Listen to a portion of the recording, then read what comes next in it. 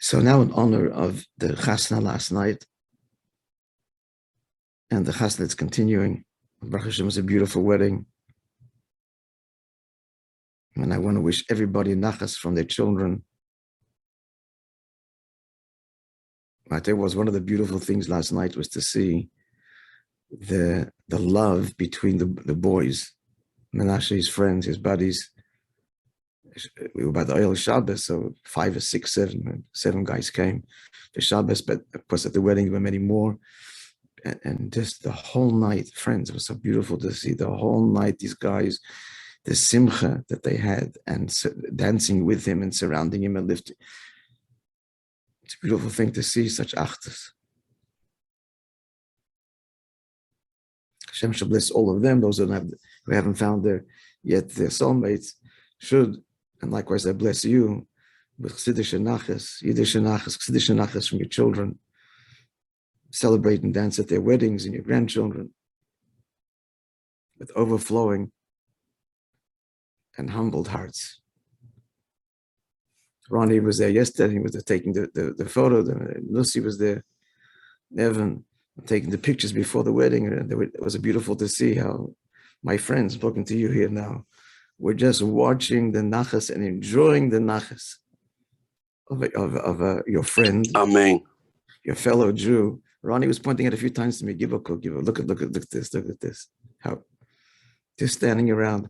I thought, you're going to be bored till the wedding. I should have gotten you a room, go somewhere, lie down. No, you want to stay and just watch and absorb the nachas, the children or the families, and Kanai. So that was the spirit of the night. This achdus, this unity, really defined and suffused and illuminated and charged the whole night. And I wish that all for you too. Baruch Hashem, you have it, and you continue to have it in growing measure. All right, friends. Amen. So I'm going to share with you something in connection with chasana, with the wedding, which I learned with Menashe. He's going to share it sometime, maybe tonight, but the Shabbat for Shabbos day, and that's as follows. Everybody knows that under the chuppah, before I go further, we're all married here. That's number one. Number two, so it's relevant. Number two, you have to know that a marriage is a connection that even halachically is renewed every second. This is a big insight of the Rebbe based on, of course, the primary sources. There's nothing else like this.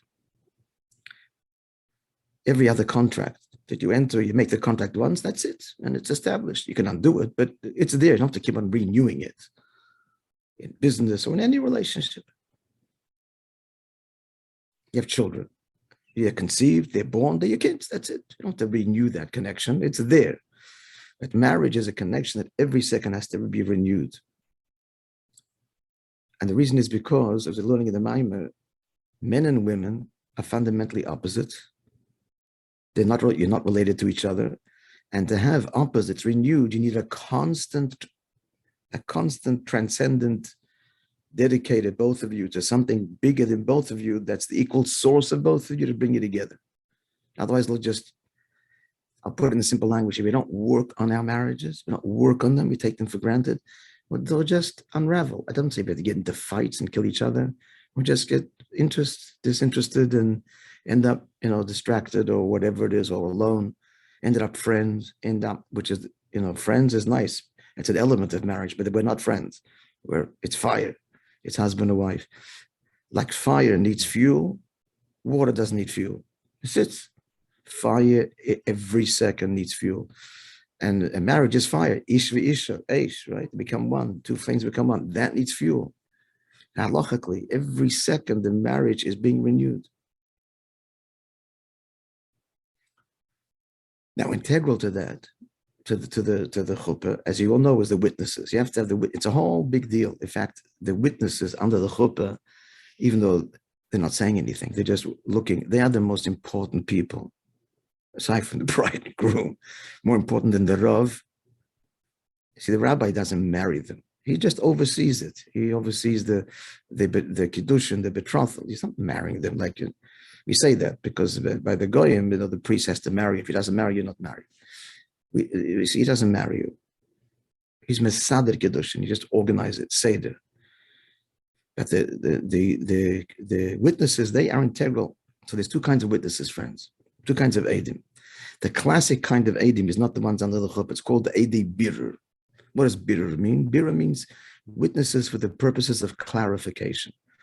So someone lends someone else's money. Now, if the person whose money is lent with never in front of witnesses, which is always a good idea, or a contract.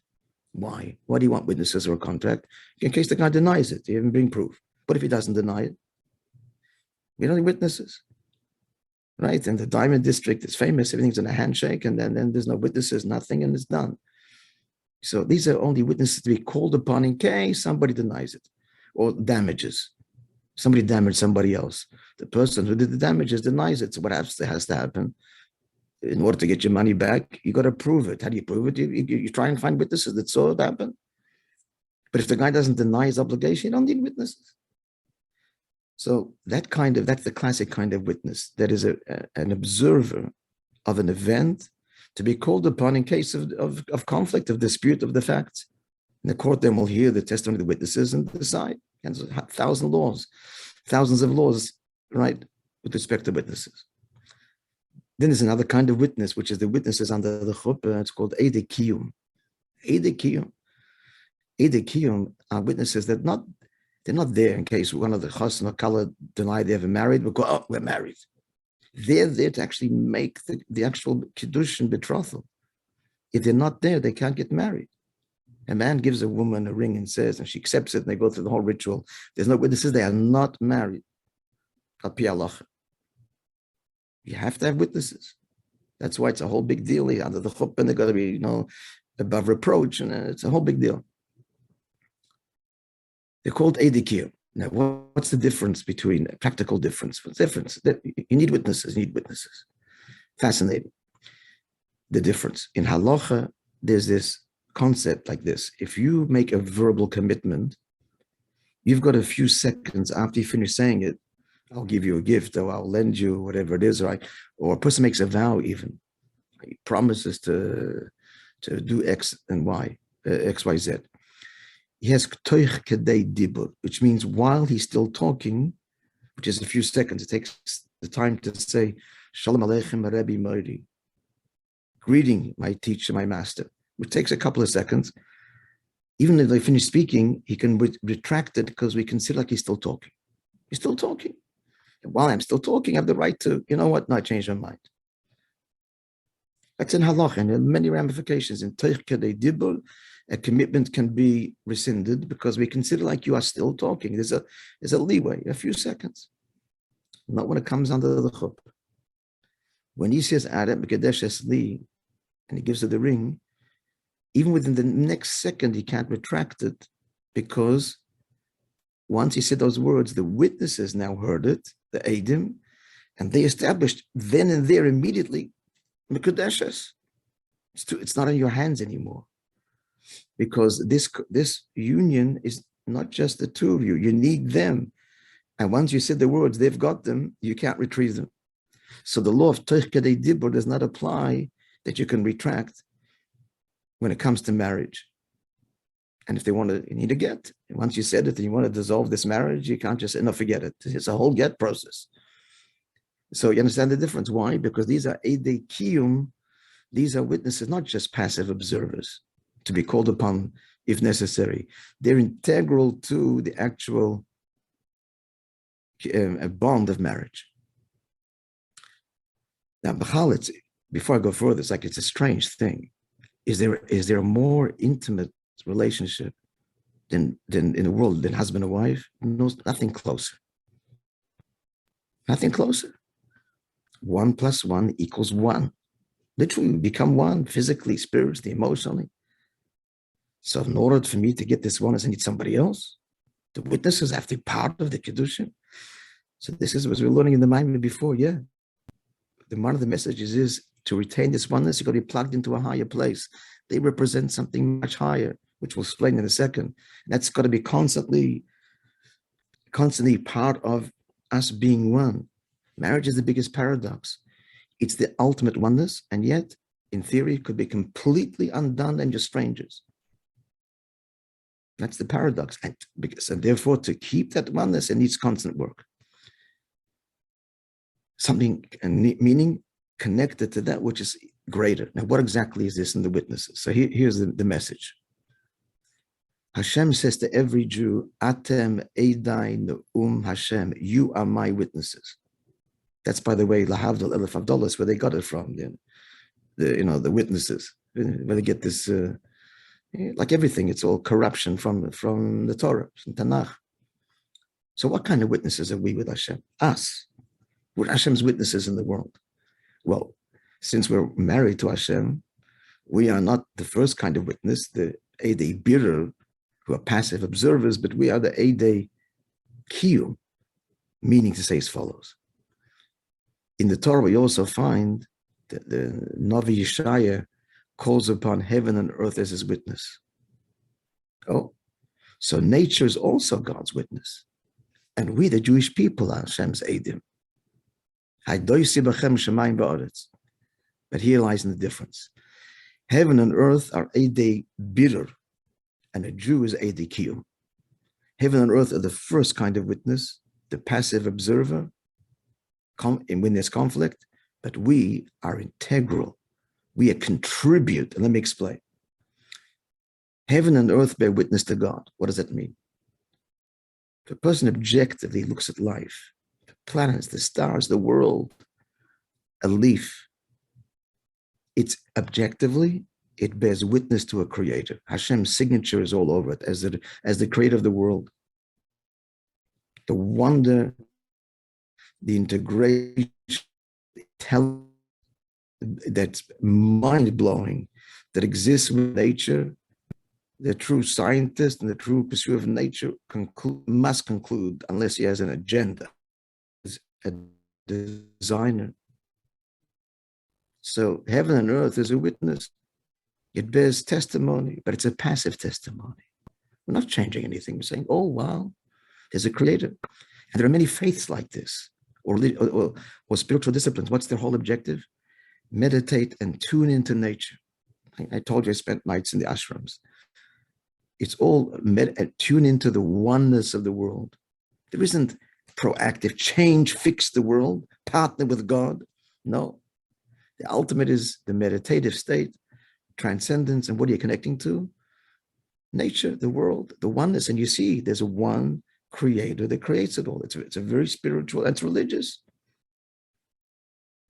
But that's not who we are. Hashem says that's not enough. Not enough to appreciate the sunset and live a life, a nice, beautiful, natural life in harmony with nature. I want you to be a revolutionary and change the world. Partner with me. This is the Eidim under the CHUPAH, Eidei Kiyum. What does that mean? Here's the essence of it. I'm beyond creator, says God. I'm beyond creator. Hashem is beyond creator. Creator means the divine designer, which we see the signature in the world, the implant in the world. But Hashem is beyond divine designer. Hashem is beyond even infinite. Anoichi, bring me the mystery of me into the world. Tune it from a good place to a godly place. I want to be part of your life. So we are Eidei Kiyum. Eidei Kiyum means that our job is to bring, transform, establish, make the world a home for Hashem. That's far beyond the Eidei Birer, the clarifying witnesses. That's it. That's nature. That's one level. And we need to engage that too. Look at the world and see the designer. If you look at davening, the first part of davening is that. The Pesukei Dezim is learning in the Maimon now. He's all looking at nature and seeing the beauty, the glory, the fury, the tenderness, and it's all tied together. Shemesh v'yareich, sun and the moon. But then we go to Beches Krishma and the Shema. The next stage is raise. I'm beyond creator. And I've chosen you and I want to be part of you. That's the kind of witnesses we need to be. The Eidim that we are is not to make peace with the world, but transform the world. Eidei Kiyum. Clear. Just different kind of proactive. And what are we bringing into the world? That's the chuppah. The chuppah is that which beyond creation, beyond creator even, beyond even the Rabbi Shalom, beyond even Bashefer, creator, master of the world. The Noichi. The Noichi.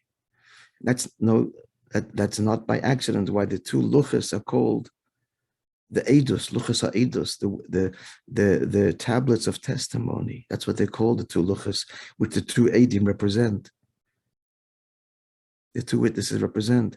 Because Torah is not about living a menschliche, moral life. It's about living a godly life, bringing godliness to morality, bringing the Eibishter into it. That's the true testimony, the luchas ha'Eidos. And where are they kept? They're kept we're kept in the Holy of Holies. The Holy of Holies, that's the bedroom. This is actually a pasuk. It's in Tanakh. Whole story there. And the pasuk, the verse there calls the Kiddush HaKadoshim Cheder Amitis, because that's where God and Holy of Holies is a place where a Yid and Eibishter are one. And that's reflected in down here, husband and wife. Husband and wife, one in the deepest way. Being one is going beyond doing something together, shared activity. It's not a shared activity. It's not an it. We're doing it. There's no it. It's being one in the deepest way, dissolving into each other, becoming whole in the completest way. It's being. It's the Anoichi, I, of Hashem, that's manifested in our eyes as they merge and become one in the deepest way. And what was it again? The Holy of Holies? They said that the Luchas Ha'Eidos, the Seres HaDibros, that's what Torah is all for, is to bring about the deepest oneness between the Yid, the eye of the Yid, and the eye of Hashem. And the eye of Hashem is beyond creator. The heaven and earth bears testimony. And creation is all about nature, performance, and doing, and life and growth. Beyond that, this is being Hashem, and bring that into nature. Suffuse the whole world with that. Okay, dear friends, so you can share, but bottom line is, what we're sharing now is the difference between the two kinds of witness, the kiyum, the birur, and we are all the latter. That's what's happening under the chuppah. And as I said before, that our marriage is at every moment, it's you're saying, Hariyat Mekadesh Esli, under the chuppah, and this is reaffirmed ever deeper. Every moment, because it's so easy to consciously disconnect from it all and coast and become lost in nature. It's a natural thing. You meet a girl, you meet a guy, you get married. Nature. It's not nature. Marriage is not a natural thing, not a normal thing. It's a godly thing. It's not part of nature. It's not part of nature. One person forever, 1 + 1 equaling 1, dissolving in each other's oneness, connecting to Hashem in this deep. That's not a natural thing. That means that's avodah. That's tremendous work that is to be recognized. And every second, it's wow. Every second is a wow. Every second, the kedushin is happening again. Which is why we make the blessings on the Torah every morning. What's Torah? Torah is Hashem marrying us. We use the present tense. We don't say, we thank God, nosan. It's noisen, giving it right now. You're giving it right now. It's an interesting thing. We use the present tense. We make the blessings of the Torah every day. It was given thousands of years ago. The answer is no. It's every day Hashem is saying, I want to be one with you, be one with me. And every second we have to fuel that, the surrender of the ego, the self, in order to become one. It's every moment of Avodah. I'll just conclude with you a little snapshot. Friday night by the oil. I mean, we were so, it was so beautiful. You know, the chassan sitting with his brothers and his friends. And the Fabenya went till 2 o'clock in the morning. To 2 o'clock in the morning. So I'm just telling us this, a snapshot. So Levi took a little bit of mashka, everybody took a little bit of l'chaim. What was he telling us? His younger brother the whole night? Whole night he was telling one thing. It's avodah. It's every day. It's work. It's pleasurable work, but it's work. And sometimes not even so pleasurable. If you think, live happily ever after and we coast along and in love, and you're making a tragic mistake. Anything in life worthwhile is work. But some things you worked for, you got it. Now enjoy it and finished. You don't work on a vacation. Many things you've earned, it's in the bank. You got it. You worked, but now you got it. Marriage is never now I've got it. Marriage every second is the kiyum. Every second is the work. Every second, and if we'll appreciate that and engage in it with the greatest simcha, so that's where the biggest joy lies. Okay, my dear friends, have a wonderful Shabbos. And Psuras Toivos and Naches. Good Shabbos, Master Rabbi. Good Shabbos, good Shabbos. All the very best to you. You be gebenched and Sukkot Shlema. All the very best to you. God bless. All of us. Mashiach's coming is the ultimate union. The giving of the Torah was with the Kiddush and the betrothal, but the ultimate becoming one, this world a home, and one with Hashem in the deepest way, of course, is Mashiach's coming, which is why that's a big part of all the Sheva Brachas mentioned again and again, because that's what it's all about, the consummation of the marriage. May we merit that without delay. Amen. Amen. Rabbi,